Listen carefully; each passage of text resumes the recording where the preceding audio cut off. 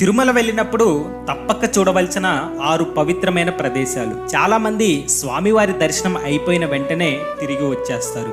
కానీ నిజం చెప్పాలి అంటే ఈ 6 ప్లేసెస్ని చూస్తేనే తిరుమల యాత్ర కంప్లీట్ అయిన ఫీలింగ్ వస్తుంది. స్వామివారి దర్శనం అయిపోయిన తర్వాత బస్ లేదా షేరింగ్ జీప్ ఎక్కితే ఈ 6 ప్లేసెస్ని కవర్ చేయవచ్చు.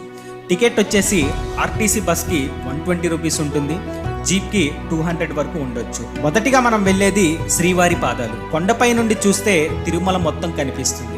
అక్కడి ప్రశాంతత మనకు చాలా స్పెషల్గా అనిపిస్తుంది.